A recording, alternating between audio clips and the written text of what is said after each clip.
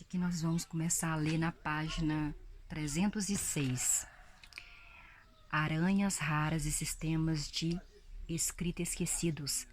Aranhas mesmo, eu não gosto de aranha. Raras e sistemas de escrita esquecidos.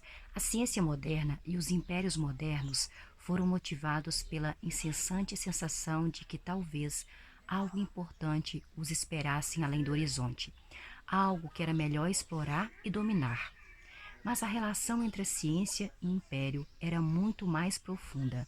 Não só a motivação, como também as práticas dos que erguiam impérios se confundiam com as dos cientistas. Para os europeus modernos, construir um império era um projeto científico e criar uma disciplina científica era um projeto imperial. Quando conquistaram a Índia, os muçulmanos não levaram consigo arqueólogos para estudar sistematicamente a história indiana, ou não levaram também antropólogos para estudar as culturas indianas, ou não levaram também geólogos para estudar os solos indianos, ou também não levaram zoológicos para estudar a fauna indiana. Quando conquistaram a Índia, os britânicos fizeram todas essas coisas.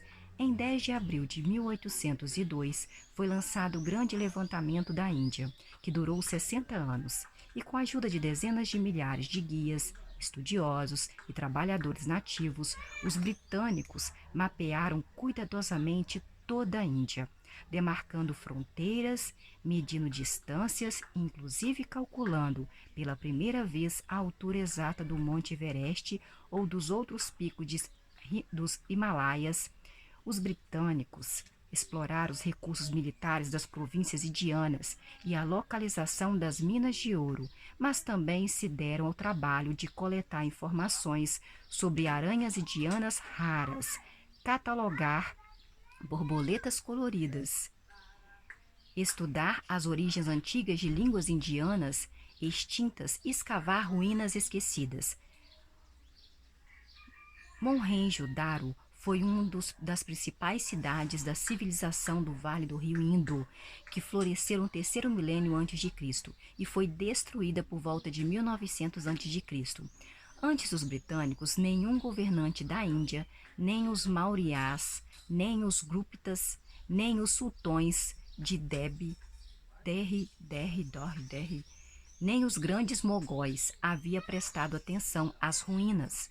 Mas uma pesquisa arqueológica britânica encontrou o sítio em 1922. Uma equipe britânica, então, o escavou e descobriu a primeira grande civilização da Índia, da qual nenhum indiano tinha conhecimento. Outro exemplo revelador da curiosidade científica britânica foi a decifração da escrita cuneiforme.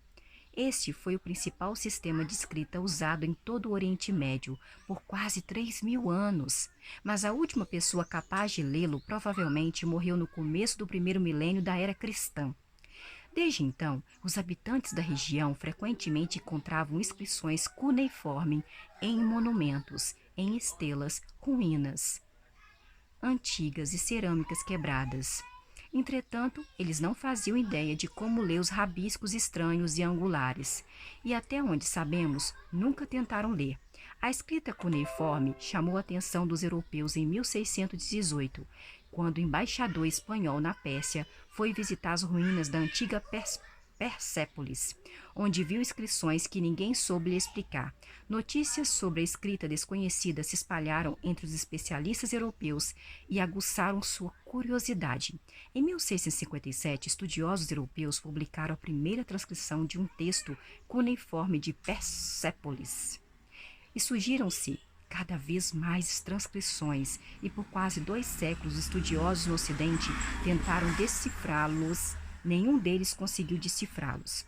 Nos anos de 1830, um oficial britânico chamado Henry Wasloson foi enviado à Pérsia para ajudar o Shah a treinar seu exército à maneira europeia. Em seu tempo livre, Harrison viajou pela Pérsia e certo dia foi conduzido por guias locais até uma falésia nas montanhas Zagros, onde lhe mostraram a enorme inscrição de Berristum, com aproximadamente 15 metros de altura e 25 de largura. Ela fora entalhada no alto de uma falésia por ordem do rei Dário I, em torno de 500 anos antes de Cristo. Estava gravada em escrita cuneiforme, em 3 idiomas, um persa antigo, um elamita e um babilônico. A inscrição era bastante conhecida pelos habitantes locais, mas ninguém era capaz de lê-la. Harrison se convenceu de que, se pudesse decifrar a escrita, Harrison e outros estudiosos poderiam ler várias outras inscrições e textos que, na época, estavam sendo descobertos em todo o Oriente Médio, assim abrindo uma porta para um mundo antigo e um mundo esquecido. O primeiro passo para decifrar o que estava escrito era produzir uma transcrição precisa, que pudesse ser enviada para a Europa. Harrison desafiou uma morte para fazer isso, escalando a falésia íngreme, a fim de copiar as estranhas letras cuneiforme. Harrison contratou vários habitantes locais para ajudá-lo, em especial um garoto curdo, que escalou até as partes mais inacessíveis da falésia, a fim de copiar a parte superior da inscrição. Em 1847, o projeto foi concluído e uma cópia completa e precisa foi enviada à Europa.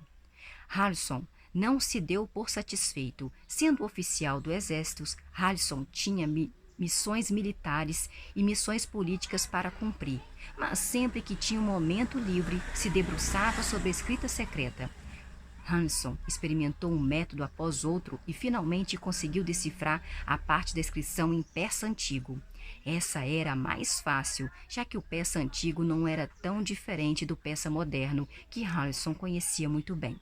Uma compreensão do trecho em persa antigo lhe deu a chave que ele precisava para desvendar o segredo dos trechos elamita e babilônio. A grande porta se abriu, e de lá saiu uma enxurrada de vozes antigas, mas vivas. O tumulto de bazares sumérios, as proclamações de reis assírios, as discussões de burocratas babilônios. Sem os esforços de imperialistas europeus modernos como Harrison, não teríamos tomado conhecimento de boa parte do destino dos impérios antigos do Oriente Médio. Outro célebre estudioso imperialista foi William Jones. Jones chegou à Índia em setembro de 1783, para servir como juiz na Suprema Corte de Bengala. Jones também foi tão cativado pelas maravilhas da Índia que, em menos de 6 meses após chegar à Índia, fundou a Sociedade Asiática. Essa organização acadêmica se dedicava a estudar as culturas, as histórias e as sociedades da Ásia, em particular da Índia. Menos de 2 anos depois, Jones publicou suas observações sobre o sânscrito, que se tornaram pioneiras da ciência da linguística comparativa.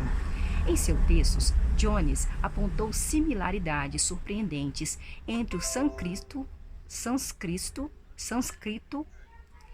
uma língua indiana antiga que se tornou a língua sagrada do ritual hindu, e o grego e o latim, bem como similares entre todas essas línguas e o gótico, o celta, o persa antigo, o francês e o inglês. Assim, mãe em sânscrito é matar, em latim é mater, e em celta antigo é matir. Jones supôs que todas essas línguas deviam ter uma mesma origem, tendo se desenvolvido a partir de uma língua ancestral esquecida. Foi, portanto, o primeiro a identificar aquela que mais tarde veio a ser conhecida como família de línguas indo-europeias. O estudo de Jones foi um marco importante, não só devido às suas hipóteses ousadas e precisas, mas também devido à metodologia ordenada que Jones desenvolveu para comparar as línguas. Tal metodologia foi posteriormente adotada por outros acadêmicos, permitindo que estudassem sistematicamente o desenvolvimento de todas as línguas do mundo. Os linguistas receberam entusiástico apoio imperial. Os impérios europeus acreditavam que, para governar de maneira eficaz, precisavam conhecer as línguas e as culturas de seus súditos. Ao chegar à Índia, os oficiais britânicos passaram até 3 anos em uma faculdade de Calcutá, onde estudavam direito muçulmano e hindu ao lado de direito britânico, sânscrito, urdu e persa ao lado de grego e latim. A cultura tamil, a cultura bengalesa, a cultura hindustani, ao lado de matemática, economia e geografia. O estudo de linguística prestou um auxílio inestimável na compreensão da estrutura e da gramática das línguas locais. Graças ao trabalho de pessoas como William Jones e Henry Walson, os conquistadores europeus conheciam muito bem seus impérios, com efeito, muito melhor do que todos os conquistadores anteriores, ao mesmo do que a própria população nativa. Seu conhecimento superior teve vantagens práticas, visíveis. Sem tal conhecimento, é improvável que um número irrisório de britânicos tivesse conseguido governar, oprimir e explorar tantas centenas de milhares de indianos por 2 séculos. Durante todo o século XIX e o início do século XX, menos de 5.000 oficiais britânicos, algo entre 40.000 a 70.000 soldados britânicos e talvez outros 100.000 empresários, parasitas, esposas e filhos de britânicos foram suficiente para conquistar e governar até 300 milhões de indianos. Mas essas vantagens práticas não foram a única razão pela qual os impérios financiaram o estudo de linguística, botânica, geografia e história. Não menos importante foi o fato de que a ciência deu aos impérios uma justificativa ideológica. Os europeus modernos passaram a acreditar que adquirir novo conhecimento era sempre bom. O fato de que os impérios produziam um fluxo constante de novo conhecimento os rotulava como iniciativas progressistas e positivas. Mesmo hoje, a história de ciências como geografia, arqueologia e botânica não pode se furtar a dar crédito aos impérios europeus, pelo menos indiretamente. A história da botânica tem pouco a dizer sobre o sofrimento dos aborígenes australianos, mas geralmente encontra algumas palavras amáveis para James Cook e Joseph Banks. Além do mais, o novo conhecimento acumulado pelos impérios tornou possível, pelo menos em teoria, beneficiar as populações conquistadas e lhes trazer o benefício do progresso, proporcionando medicamentos, proporcionando educação, construindo ferrovias e construindo canais, garantindo justiça, garantindo prosperidade. Os imperialistas afirmavam que seus impérios não eram vastos empreendimentos de exploração, e sim projetos altruístas que visavam o interesse das raças não europeias. Nas palavras de Rudyard Kipling, o fardo do homem branco. Tomai o fardo do homem branco, enviai vossos melhores filhos. Ide, condenai seus filhos ao exílio, para servirem aos seus cativos, para esperar com arreios, com agitadores e selváticos, seus cativos, servos obstinados, metade demônios, metade crianças. É claro que os fatos muitas vezes contradizem esse mito. Os britânicos conquistaram Bengala, a província mais rica da Índia, em 1764. Os novos governantes se interessavam por pouca coisa além do enriquecimento próprio. Eles adotaram uma política econômica desastrosa que por poucos anos levou à erupção da Grande Fome de Bengala.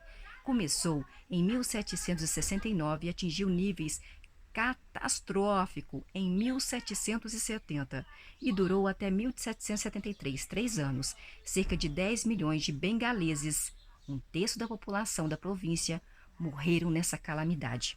Na verdade, nem a narrativa da opressão e nem a narrativa da exploração, nem a narrativa do fardo do homem branco corresponde exatamente aos fatos. Os impérios europeus fizeram coisas tão variadas, numa gama tão ampla, que se pode encontrar inúmeros exemplos para corroborar o que quer que se queira dizer sobre eles. Você pensa que esses impérios eram monstruosidades do mal, que espalhavam a morte, que espalhavam a opressão, que espalhavam a injustiça pelo mundo? Facilmente seria possível encher uma enciclopédia com seus crimes. Você quer afirmar que eles, na verdade, aprimoraram as condições de vida de seus súditos com novos remédios, melhores condições e maior segurança? Você poderia encher outra enciclopédia com suas realizações.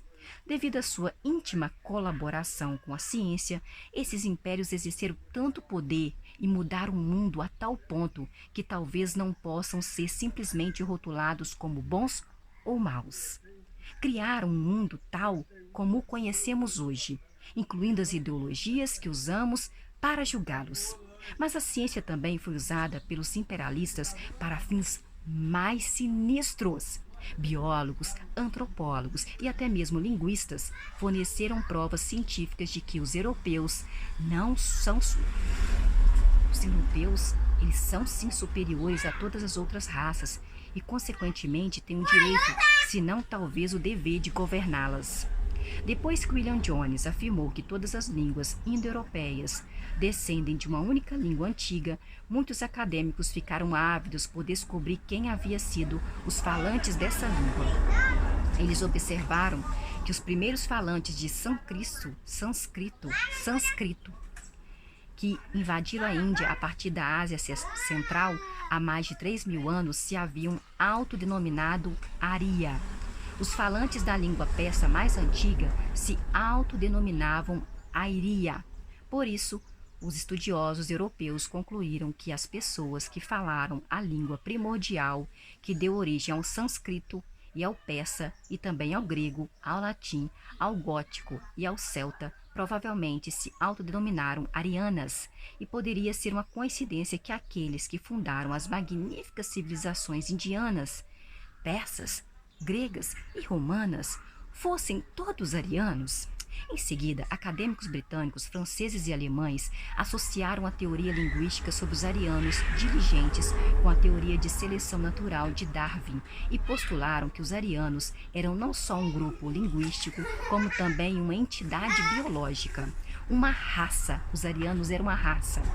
E não qualquer raça, não. Os arianos não eram qualquer raça, mas uma raça superior de humanos altos, de cabelos claros, de olhos azuis, trabalhadores e superracionais, que surgiram das brumas do norte para assentar as bases da cultura no mundo inteiro. Olha, os arianos eram perfeitos, eram. Então os arianos não eram qualquer raça, mas os arianos eram a raça superior de humanos altos, de cabelos claros, de olhos azuis, trabalhadores e superracionais, que surgiram das brumas do norte para assentar as bases da cultura no mundo inteiro. Lamentavelmente, os arianos que invadiram a Índia e a Pérsia se casaram com membros da população nativa que eles encontraram nessas terras, perdendo sua tez clara e seu cabelo loiro. Perdeu o cabelo loiro, perdeu a tez clara. E com estes, a racionalidade e a diligência eles perderam também. As civilizações da Índia e da Pérsia, consequentemente, entraram em declínio. Na Europa, por outro lado, os arianos preservaram sua pureza racial. Na Europa, os arianos preservaram a sua pureza de raça. Se coabitaram ali apenas com pessoas raça ariana, ariano com ariano, para não sair uma raça inferior. Assim eles diziam, né? É por isso que os europeus conseguiram conquistar o mundo e por isso estavam aptos para governar o mundo, desde que tomassem precauções para não se misturar com as raças inferiores. Tais teorias racistas, preeminentes e responsáveis por muitas décadas, se tornaram uma anátema, tanto entre cientistas quanto entre políticos. As pessoas continuam a conduzir uma luta heróica contra o racismo sem perceber que a frente da batalha mudou e que o lugar do racismo na ideologia imperialista foi substituído pelo culturismo. A palavra culturismo não existe, mas já está em tempo de a inventarmos. Entre as elites de hoje, as afirmações sobre os méritos contrastantes de diversos grupos humanos quase sempre são expressadas em termos de diferenças históricas entre culturas e não de diferenças biológicas entre raças. Já não dizemos está no sangue, dizemos oi. Entre as elites de hoje, as afirmações sobre os méritos contrastes de diversos grupos humanos quase sempre são expressadas em termos de diferenças históricas entre culturas e não de diferenças biológicas entre raças. Já não dizemos está no sangue, dizemos está na cultura. Nós não dizemos mais que está no sangue, nós dizemos que está na cultura. Assim, os partidos direitistas da Europa que se opõem à imigração muçulmana geralmente tomam cuidado para evitar a terminologia racial. Os responsáveis por escrever os discursos de Marine Le Pen teriam sido dispensados imediatamente se propusessem que a líder da Frente Nacional fosse à televisão para declarar que não queremos que esses semitas inferiores diluam nosso sangue ariano e degenerassem nossa civilização ariana. Em vez disso, a Frente Nacional Francesa, o Partido para a Liberdade holandês, a Aliança para o Futuro da Áustria e similares tendem a argumentar que a cultura ocidental, tal como evoluiu na Europa, é caracterizada por valores democráticos, tolerância e igualdade de gênero, ao passo que a cultura muçulmana, que evoluiu no Oriente Médio, é caracterizada por políticas hierárquicas, fanatismo e misoginia. Visto que as duas culturas são tão diferentes e visto que muitos imigrantes muçulmanos não estão dispostos e talvez nem sejam capazes de adotar valores ocidentais, sua entrada não deve ser permitida, para que eles não fomentem conflitos internos e corroam a democracia e o liberalismo europeus. Tais argumentos culturalistas são alimentados por estudos científicos nas áreas de humanidades e ciências sociais, que salientam o assim chamado choque de civilizações e as diferenças fundamentais entre culturas diferentes. Nem todos os historiadores e antropólogos aceitam essas teorias ou apoiam seu uso político, mas ao passo que os biólogos hoje têm facilidade para repudiar o racismo, explicando simplesmente que as diferenças entre as populações humanas do presente são triviais. É mais difícil para historiadores e antropólogos repudiar o cultura. Afinal, se as diferenças entre as culturas humanas são triviais, por que deveríamos pagar historiadores? Por que deveríamos pagar antropólogos para estudar? Hein? Os cientistas forneceram ao projeto imperialista conhecimento prático. Os cientistas forneceram ao projeto imperialista conhecimento prático, justificativas ideológicas e aparatos tecnológicos. Sem essa contribuição, é extremamente questionável se os europeus teriam conquistado o mundo. Os conquistadores devolveram o favor fornecendo aos cientistas informações e proteção, apoiando todo tipo de projeto estranho e fascinante e disseminando o modo de pensar científico aos quatro cantos da Terra. Sem o apoio imperial, é duvidoso que a ciência moderna tivesse ido tão longe. Há pouquíssimas disciplinas científicas que não começaram a vida como servas do crescimento imperial e que não devem grande parte de suas descobertas, coleções, edificações e bolsas de estudos à ajuda generosa de oficiais do exército, de capitães da marinha e governantes imperiais. Isso, obviamente, não é toda a história. A ciência foi apoiada por outras instituições, e não só por impérios. E os impérios europeus cresceram e floresceram graças também a outros fatores além da ciência. Por trás da ascensão meteórica, tanto da ciência quanto do império, espreita uma força particularmente importante, o capitalismo. Se não fosse pelos homens de negócios procurando ganhar dinheiro, Colombo não teria chegado à América. James Cook não teria chegado à Austrália. E Neil Armstrong jamais teria dado aquele pequeno passo na superfície da Lua. Capitalismo.